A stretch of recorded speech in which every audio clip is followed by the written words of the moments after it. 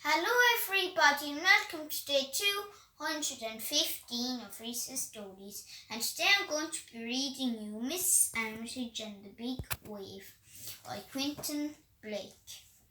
Mrs Armitage was on her way to the beach. She was wearing her surfing kit and she carried her surfboard under her arm. Breakspear the dog ran alongside. When they got to the beach, they walked across the sand and into the water. "What we have to do, Breakspear," said Mrs Armitage, "is to swim out to sea and wait for a big wave." But while they were waiting for the big wave, Mrs Armitage could see that Breakspear's little legs were getting tired. "What we need here," said Mrs Armitage, "is something to keep a faithful dog afloat." So she swam back to the beach and bought an inflatable desert island. When she got back, Breakspear climbed onto the desert island and they went on waiting for the big wave. But it was a hot day, and soon Mrs Armitage was sweating and Breakspear's tongue was hanging out. "What we need here," said Mrs Armitage, "is something to protect us from the sun's powerful rays."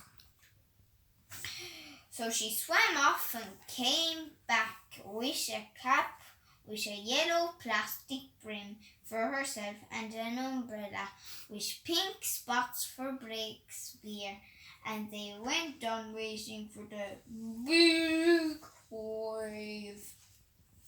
Now they were nice and cool, but they soon began to feel rather hungry, as you do at the seaside.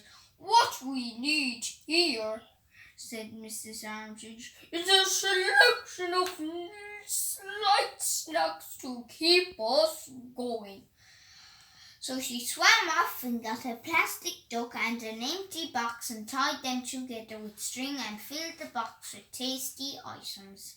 When she got back, Mrs Armitage ate an avocado burger, and Breakspear had some crunchy dog biscuits. And they went on waiting for the big wave.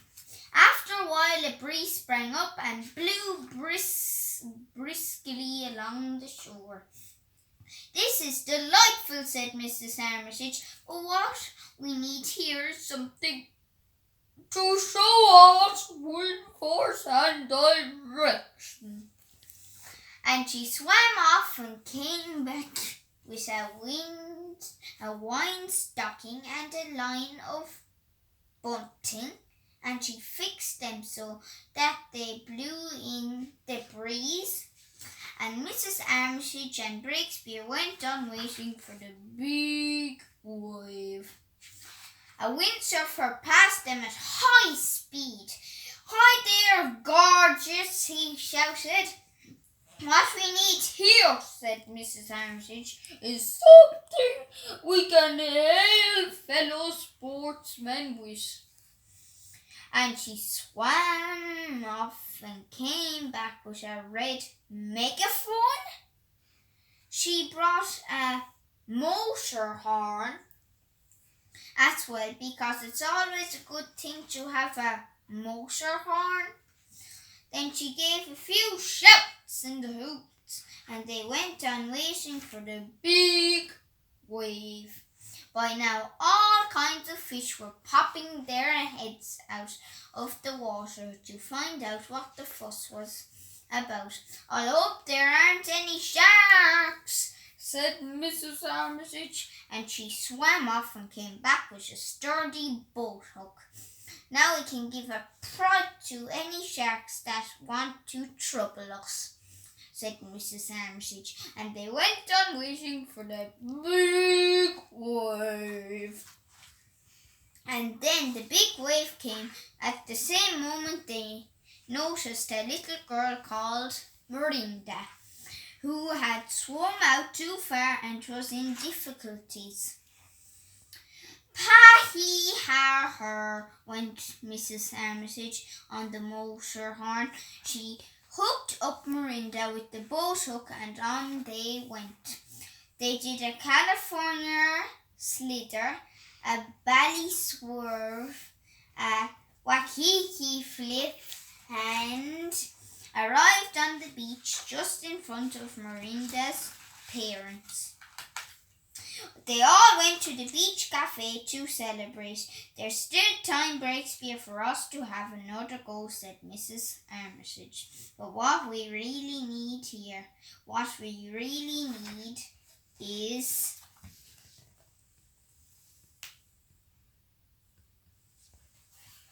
the end. I hope you enjoyed that lovely, funny story called Mrs Armitage and the Big Wave by Quentin Blake.